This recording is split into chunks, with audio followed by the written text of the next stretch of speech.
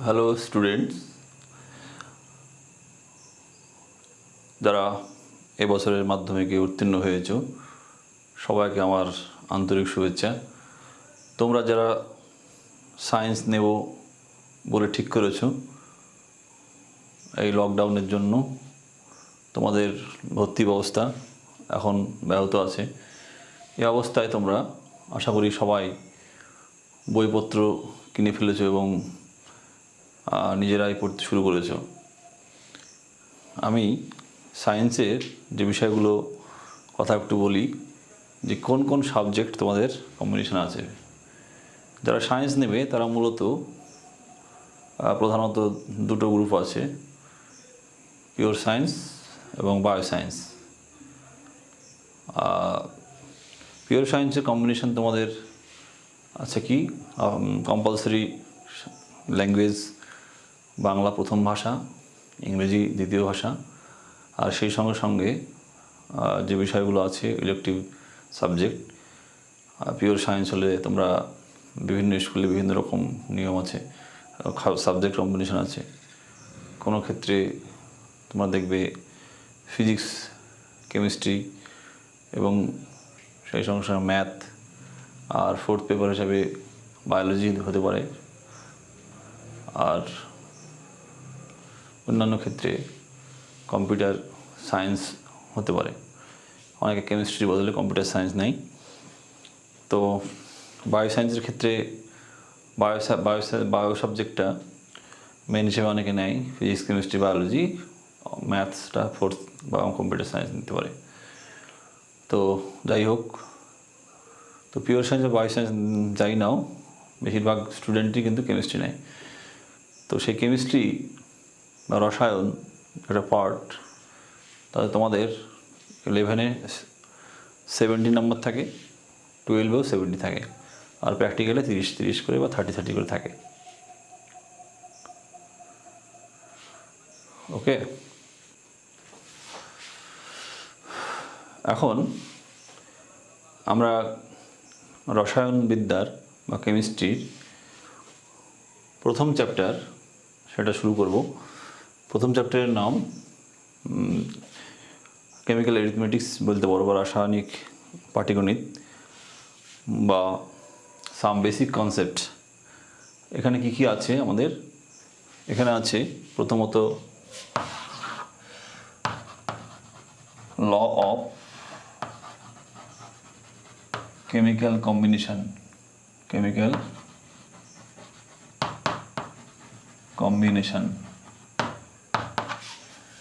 এটা আমরা পড়াবো। নেক্সট আমরা দেখব যে মোল কনসেপ্ট।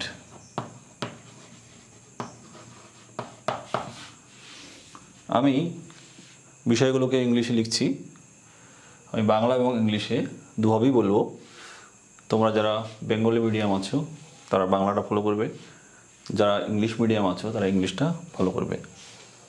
তো আমাদের প্রথম চ্যাপ্টার যেটা আছে, বেসিক কিছু কনসেপ্ট, যেমন সিগনিফিক্যান্ট নাম্বার বা তাৎপর্য সংখ্যা, ইউনিট সম্বন্ধে ধারণা, ডাইমেনশনাল অ্যানালাইসিস, মাত্রিক বিশ্লেষণ, তোমরা এগুলো ক্লাস 9-ই দেখে এসছো। তো আমরা অত বিস্তারিত ওখানে যাব না। আমি প্রথমেই ল অফ কম্বিনেশন বা কেমিক্যাল কম্বিনেশন দিয়ে শুরু করব, অর্থাৎ রাসায়নিক সংযোগ সূত্রাবলী। তারপরে যেটা পড়াবো মোল কনসেপ্ট। মোল কনসেপ্ট তোরা ক্লাস 9-এ যারা বাংলা মিডিয়াম বা বিএসসি বোর্ডে আছো তারা ক্লাস 9-এ পড়ে এসেছো। ওগুলো আবার তোমরা নিজেরাই দেখলে বুঝতে পারবে। আমার এই লেকচারটা কমপ্লিট হওয়ার পর তোমরা জটিলতর প্রবলেম বা কমপ্লেক্স ধরনের প্রবলেম করতে পারবে। 3 নম্বর আমাদের আছে কনসেপ্ট অফ ইকুইভ্যালেন্ট ওয়েট, তুল্যাঙ্ক ভার। ইকুইভ্যালেন্ট ওয়েট থেকে আমরা যে অ্যাপ্লিকেশনটা দেখব, যে দ্রবণের কনসেন্ট্রেশনের মাত্রা বিশেষ করে নর্মালিটিতে নির্ণয় করা শিখব। আর ওইদিকে মোল কনসেপ্টের সাহায্যে আমরা মোলারিটি সম্বন্ধে জানবো, ফর্মালিটি ইত্যাদি বা মোলালিটি এগুলো আমরা জানবো। এছাড়া আমাদের মোল ফ্র্যাকশন আছে, কনসেন্ট্রেশন, অর্থাৎ 4 নম্বর আমরা দেখব। পরে কনসেন্ট্রেশন concentration in solution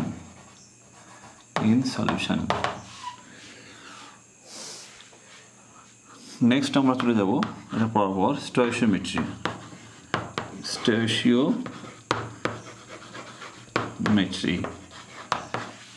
অর্থাৎ রাসায়নিক সমীকরণ সংক্রান্ত যে প্রবলেমগুলো নিউমেরিক্যালগুলো আছে ক্লাস 10-এ তোমরা কিছুটা শিখে এসেছো, আমরা আরও বিস্তারিত পড়ব এবং লাস্টে স্টোইচিওমেট্রি পড়ার পর আমরা আমাদের ওখানে আছে আর কি যে এম্পিরিক্যাল ফর্মুলা এবং মলিকুলার ফর্মুলা আমরা ডিটারমাইন করা শিখব। মলিকুলার ফর্মুলা আর লাস্টে আমরা কিছু প্রবলেম দেখব, নিউমেরিক্যালস প্রবলেম যেগুলো কম্পিটিটিভ পরীক্ষা আসে উচ্চ মাধ্যমিক বা হায়ার সেকেন্ডারি বাদ দিয়েও সর্বভারতীয় নিট এবং জয়েন্ট এন্ট্রান্স যেগুলো কভার করে সেগুলো আমরা লাস্ট সেশনে আলোচনা করব। তো এখন আমরা ল অফ কেমিক্যাল কম্বিনেশন দিয়ে শুরু করব, অর্থাৎ বাংলায় বলে রাসায়নিক সংযোগ সূত্রাবলী। রাসায়নিক সংযোগ বলছে কেন? তোমরা জানো পৃথিবীতে মৌলের সংখ্যা লেটেস্ট যে নিউজ লেটেস্ট যেটা আছে সেটা 118টা আছে। তো মৌলসমূহের সংখ্যা সীমিত হলেও পৃথিবীতে যৌগের সংখ্যা কিন্তু অসংখ্য। তাহলে এই যৌগগুলো কীভাবে তৈরি হয়, এর রহস্যটা কী, আমরা সে বিষয়ে স্টাডি করব। আমি একটা এলিমেন্টের সঙ্গে একটা এলিমেন্টলি আরবিটারি বা ইচ্ছামতো মিশিয়ে দিলাম তাহলে প্রোডাক্ট হবে এমন কোনো মানে নেই। অর্থাৎ কেমিক্যাল কম্বিনেশন বা রাসায়নিক বিক্রিয়ার সময় মৌলসমূহ একটা নির্দিষ্ট অনুপাত আকারে বিক্রিয়া করে, নির্দিষ্ট নিয়ম মেনে বা কিছু ল মেনে বিক্রিয়া করে। তাহলে when chemical reaction happens, the elements when react with other elements follows some basic chemical combination law, namely law of conservation of mass অর্থাৎ ভরের নিত্য সূত্র, ল অফ ডেফিনিট প্রদর্শন এটা বাংলায় বলে স্থিরানুপাত সূত্র, ল অফ মাল্টিপল প্রদর্শন বাংলা বলে গুণানুপাত সূত্র, আর ল অফ রেসিপ্রোকাল প্রদর্শন বাংলা বলে মিথানুপাত সূত্র। এই সঙ্গে এই প্রথম চারটে ল কিন্তু মাস সংক্রান্ত বা ভর সংক্রান্ত। 5 নম্বর যেটা পড়ব আমরা সেটা হচ্ছে গ্যাসীয় রিঅ্যাক্ট্যান্টগুলি, অর্থাৎ ওয়েন গ্যাস বিক্রিয়া যখন গ্যাস আর একটা গ্যাসের সঙ্গে বিক্রিয়া করে তখন তারা কীভাবে করে সেটা বিজ্ঞানী গেলুসাক প্রথম অবজার্ভ করেন। এটা এক্সপেরিমেন্টালি, অর্থাৎ Gay Lussac observed experimentally when two or more than two gas reacts with each other to form a compound, it may be liquid or gaseous। তো সে বিষয়ে আমরা পড়ব লুসাক গ্যাসিয়াস ল।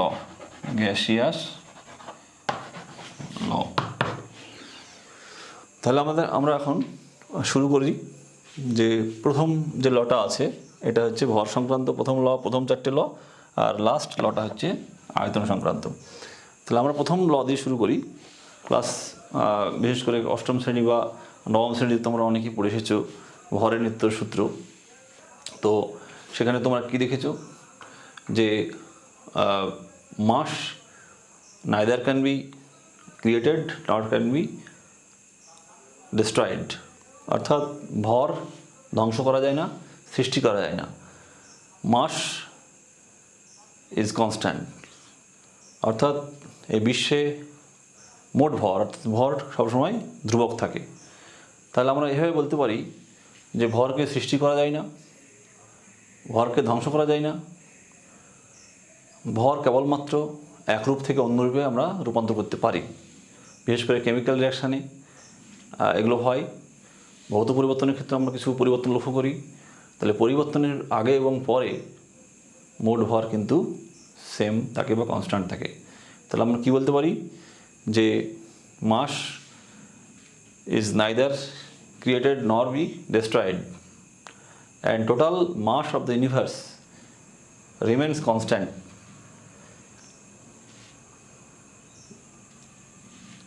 এইটা হচ্ছে আমাদের law of conservation of mass. পরবর্তীগুলো আমরা দেখব যে উচ্চতর বা হাই এনার্জি যে রিয়াকশানগুলো আছে, বিশেষ করে nuclear reaction, nuclear fission reaction, সেই সমস্ত রিয়াকশানগুলিতে মাস রিডিউস হয় বা মাস ইনক্রিজ করতে পারে। তো তার ব্যাখ্যা হিসেবে বিজ্ঞানী আইনস্টাইন তিনি নতুন একটা সমীকরণ দেন, মাস এনার্জি রিলেটেড সমীকরণ, E equal to mc square. অর্থাৎ ই হচ্ছে এনার্জি অফ দ্য এনার্জি, মাসটা যে এনার্জিতে কনভার্ট হয় সেই এনার্জি, আর এম হচ্ছে মাস অফ দ্য সিস্টেম, আর সি হচ্ছে speed of the light, where speed of the light equal to 3 × 10⁸ metre per second. তাহলে দেখা যায় যে উচ্চতর বা হাই এনার্জি নিউক্লিয়ার রিয়াকশনের ক্ষেত্রে কী দেখা যায়, যে মাসের তারতম্য বা ভরের তারতম্য ঘটে যায়। এর ব্যাখ্যা হিসেবে কী বলা যায়, যে উচ্চতর শক্তির প্রক্রিয়ায় মাস কনভার্টেড হয় এনার্জিতে বা এনার্জি কনভার্ট হয় মাসে। তাহলে আমরা যদি ভাবি যে যেটা অ্যাপারেন্টলি মনে হচ্ছে মাস ধ্বংস হচ্ছে সেটা বা ক্রিয়েট হচ্ছে, এটা অ্যাকচুয়ালি হয় না। তাহলে ওইটাকে লটাকে মডিফাই করে পরে বলা হলো যে law of conservation of mass and energy, অর্থাৎ কোনো পরিবর্তনের পূর্বে মাস অ্যান্ড এনার্জি যা থাকে, কোনো পরিবর্তনের পরে মাস এনার্জি টোটাল যে সামেশন সেটা একই থাকবে। তাহলে আমরা দেখি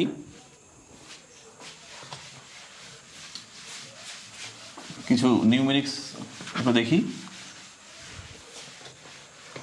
যে ধরা যাক এ, let us consider A and B two reacts to form C and D.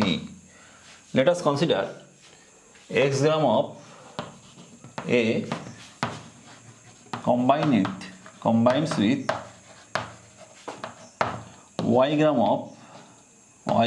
of B to form or produce R gram of C and S gram of D. অর্থাৎ ধরা যাক একটা রিয়াকশান, যে রিয়াকশানে এ এবং বি পার্টিসিপেট করেছে এবং তৈরি করেছে সি এবং ডি। তাহলে আমরা ধরে নিতে পারি যে এক্স গ্রাম এ যদি ওয়াই গ্রাম বি এর সঙ্গে কম্বাইন করে বা বিক্রিয়া করে, যে তৈরি করে কি ধরলাম, আর গ্রাম অফ সি, অর্থাৎ আর গ্রাম সি এবং এস গ্রাম ডি তৈরি করে। তাহলে অ্যাকর্ডিং টু ল, যে before the reaction mass of the system, mass of the reactants, total mass of reactants before the reaction, and after reaction total mass of products will be equal, will be same. অর্থাৎ বিক্রিয়ার পূর্বে রিয়াক্ট্যান্টের মাস যা হবে, বিক্রিয়ার পরে প্রোডাক্টের মাস একই থাকবে। তার মানে আমরা বলতে পারি যে বিক্রিয়ার পূর্বে অর্থাৎ বিফোর রিয়াকশান কী ছিল, রিয়াক্ট্যান্টের মাস কী ছিল, total mass X plus Y gram, আর বিক্রিয়ার পরে বিক্রিয়াজাত পদার্থ বা প্রোডাক্টের মাস টোটাল কী ছিল, আর প্লাস এস। তাহলে by condition from the law we can say x plus y equal to R plus S, hence we say x plus y equal to r plus s. This is the proposition.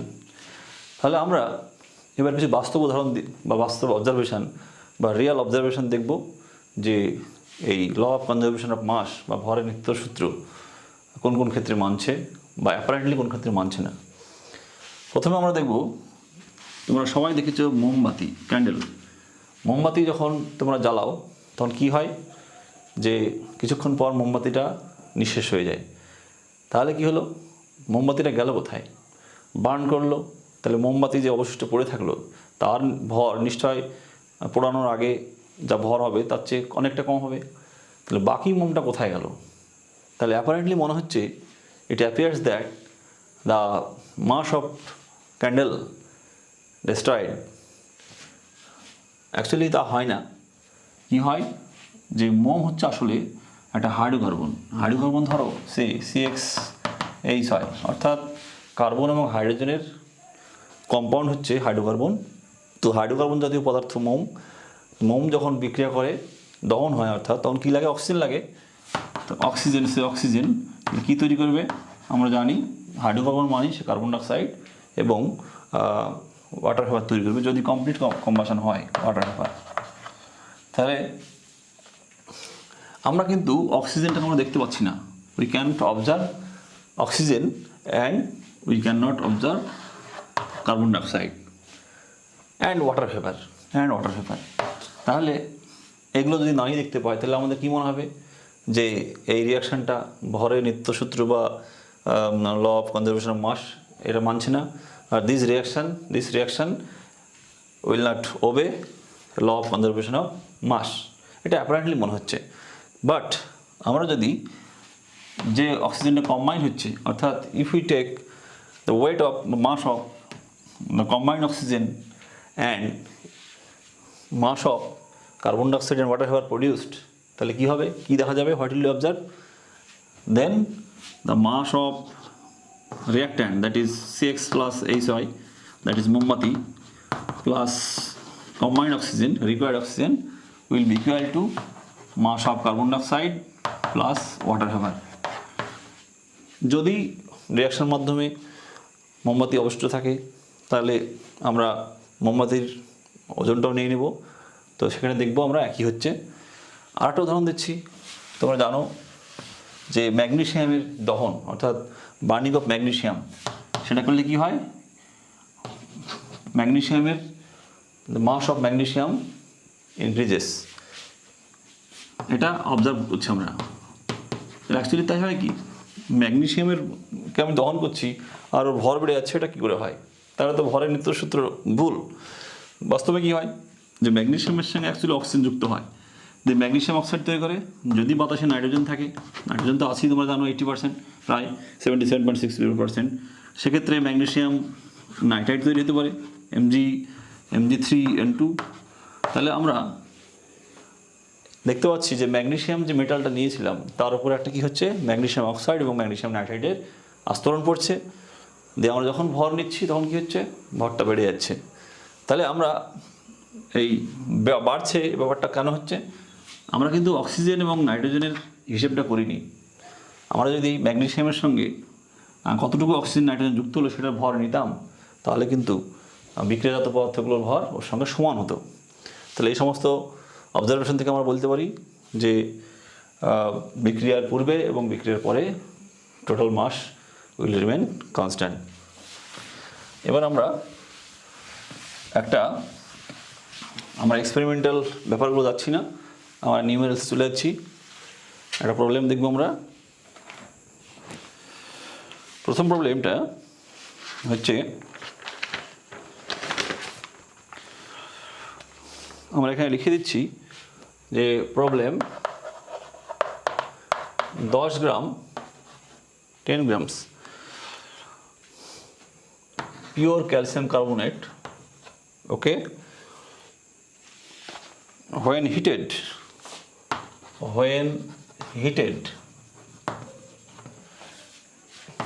it produced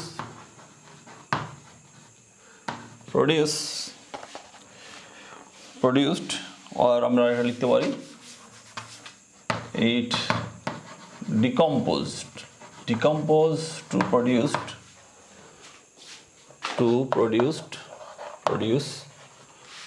কি হবে 4.4 গ্রাম carbon dioxide and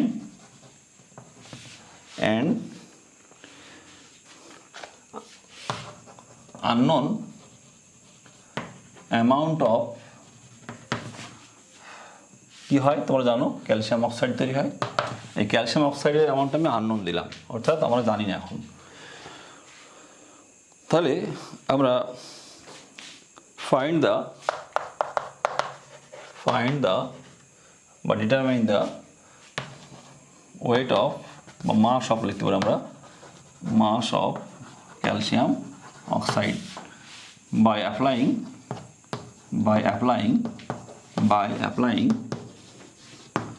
law of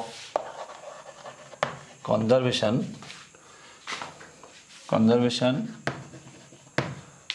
of mass। বাংলায় বলছি আমরা 10 গ্রাম calcium কার্বনেটকে যদি আমরা উত্তপ্ত করি তাহলে কি হবে, যে 4.4 গ্রাম কার্বন ডাইঅক্সাইড তৈরি হবে এবং অজানা ক্যালসিয়াম অক্সাইড তৈরি হবে। তাহলে আমাদের কী বের করতে হবে? ভরের নিত্য সূত্র ব্যবহার করে আমরা এই নিবেল ক্যালসিয়াম অক্সাইডের ওজনটা বের করব। তো আমরা দেখছি যদি রিয়াকশনটা লিখি আমরা এভাবে, এখানে অবশ্য রিয়াকশন না লিখলেও হবে, ক্যালসিয়াম অক্সাইড কার্বন ডাইঅক্সাইড। তাহলে আমার এখানে কী দেওয়া আছে? 10 গ্রাম। এখানে কী দেওয়া আছে? জানা নাই। এখানে কী দেওয়া আছে? 4.4 গ্রাম। তাহলে এখন অ্যাপ্লাইং দিস ল আমরা কি জানি যে before reaction the mass of before reaction the mass of calcium carbonate plus কি calcium carbonate equal to কি 10 গ্রাম। আফটার রিয়াকশান কি হবে? টোটাল মাস অফ কি প্রোডাক্টস ইকুয়াল টু কি ক্যালসিয়াম অক্সাইড ধরা যাক এক্স, লেট এক্স গ্রাম, আর এটা 4.4 গ্রাম। তাহলে আমরা এটা সলভ করি যে অ্যাপ্লাইং দিস ল অর্থাৎ বিফোর রিয়াকশান আর আফটার রিয়াকশানে কী হয় যে total mass of reactants will be equal to total mass of product. So then we can write 10 equal to x plus 4.4, hence x equal to 10 minus 4.4, that is equal to কি হবে? এটা বিয়োগ করলে 10 4.4 6 5.6, তাহলে 5.6 গ্রাম এটাই হচ্ছে আমাদের, অর্থাৎ ক্যালসিয়াম অক্সাইডটা তৈরি হবে 5.6 গ্রাম। এখন আমরা আরেকটা টাস্ক দিচ্ছি, আরেকটা উদাহরণ দিচ্ছি, numericals.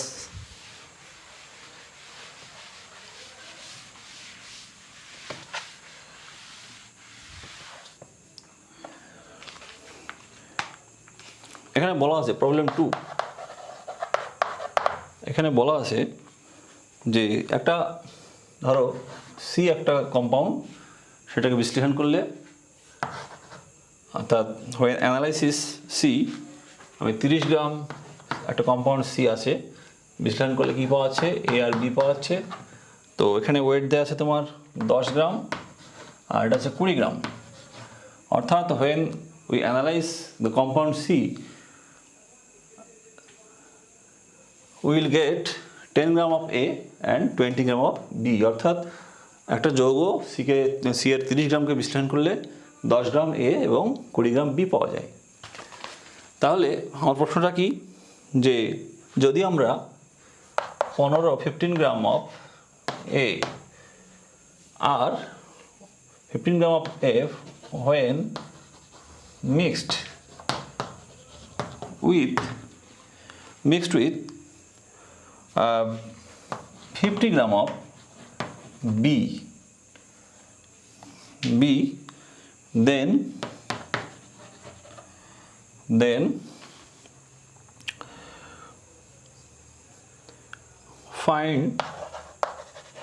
find the weight but determine the weight of C produced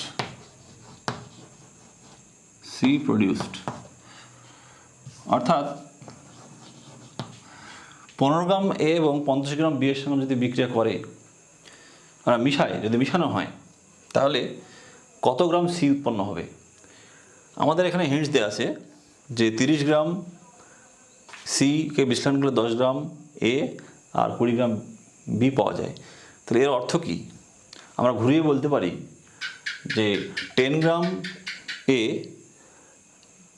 20 গ্রাম বা 20 গ্রাম বি এর সঙ্গে যুক্ত হয়ে 30 গ্রাম সি তৈরি করে।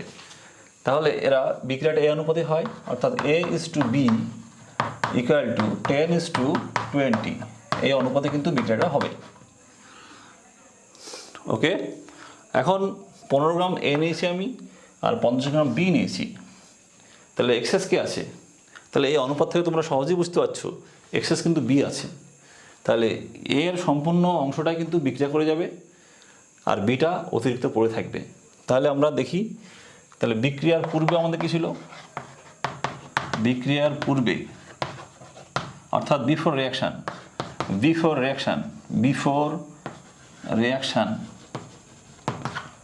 মাস of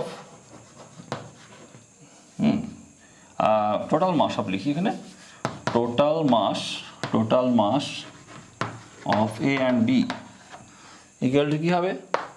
15 plus 50 that is equal to 65 gram. তাহলে বিক্রিয়ার পূর্বে কিন্তু আমাদের 15 আর 50 টোটাল হচ্ছে 65। তাহলে বিক্রিয়ার পরে কি হবে দেখি, বিক্রিয়ার পরে কি হবে বিক্রিয়া হবে? তাহলে আমরা দেখছি যে আমরা according to this ratio A will reacts with B. তাহলে আমরা কি লিখতে পারি? 15 গ্রাম অফ এ আর কম্বাইন্স উইথ কী হবে? 1:2 রেশিওতে বিক্রিয়া করছে। তাহলে 15 into 2 gram of B that is equal to 30 gram of B এর সঙ্গে রিয়াক্ট করে। ওকে, তাহলে এক্সেস অফ বি কত হবে? তাহলে মাস অফ এক্সেস বা আনরিয়াক্টেড বি ইকুয়াল টু কী হবে? 50 নিয়েছিলাম, 30 আমার পড়ে 30 বিক্রিয়া করেছে, তাহলে কত হবে আমার? 20 গ্রাম এক্সেস পড়ে থাকবে। এখন বিক্রিয়ার শেষে আমরা কি দেখব? আমাকে প্রশ্নটা করেছে কি যে কত সি তৈরি হবে। তাহলে সি কত তৈরি হবে দেখতে পাচ্ছি যে মাস অফ সি প্রডিউসড কত হবে? অর্থাৎ সি কতটা তৈরি হবে? সি তৈরি হবে মোট সি তৈরি হবে কত? তাহলে 15 গ্রাম আর 30 গ্রাম, 15 গ্রাম আর 30 গ্রাম। এখানে আমরা law of conservation of mass and energy use করলাম। 15 গ্রাম এ 30 গ্রাম বা 30 গ্রাম বি এর সঙ্গে যুক্ত হয়, তাহলে টোটাল কম্বাইন্ড কত হচ্ছে? 15 প্লাস 30। তাহলে বিক্রিয়ার পরে কী হবে? সি উৎপন্ন সি কী হবে? উৎপন্ন সি তৈরি হবে 15 প্লাস 30, কারণ মাস ধ্বংস হয় না। তাহলে 15 আর 30 টোটালটা অ্যাকচুয়ালি কী হবে? 45 গ্রাম সি তৈরি হবে। আমার হাতে কত এক্সেস আছে? 20 গ্রাম। তাহলে আমরা দেখে নিই একবার যে বিক্রিয়ার পূর্বে আমার মোট কত ছিল, বিক্রিয়ার পূর্বে মোট ওয়েট কত ছিল, মাস কত ছিল। আমরা এখানে লেখা আছে, লিখে ফেলেছি যে বিক্রিয়ার পূর্বে মাস ছিল আমার 65 আর বিক্রিয়ার পরে মাস কত থাকছে দেখি। বিক্রিয়ার পরে মাস থাকছে after reaction mass of mixture আমার 45 গ্রাম তৈরি হয়েছে, সি তৈরি হয়েছে, আর 20 গ্রাম আমার কি আছে? পড়ে আছে এক্সেস বি। তাহলে 65 পড়ে টোটাল হচ্ছে আমার। তাহলে আমার বিক্রিয়ার পূর্বে 65 ছিল আর আফটার রিয়াকশান আমার কিন্তু বিক্রিয়ার মাধ্যমে 65 গ্রাম কি থাকবে? সি এবং সি থাকবে এবং এক্সেস বি থাকবে। তাহলে এখান থেকে বোঝা যাচ্ছে যে আমরা এটা ভরের নিত্য সূত্র ফলো করছে। তাহলে from this phenomenon we can say the reaction follows the law of conservation of mass. Next সেশনে আমরা আর একটা 2 নম্বর যে আমরা লিখেছিলাম বোর্ডে, সেটা হচ্ছে ল অফ কনস্ট্যান্ট প্রপোর্শন, অর্থাৎ স্থির সূত্র নিয়ে আমরা কিছু কথা বলবো।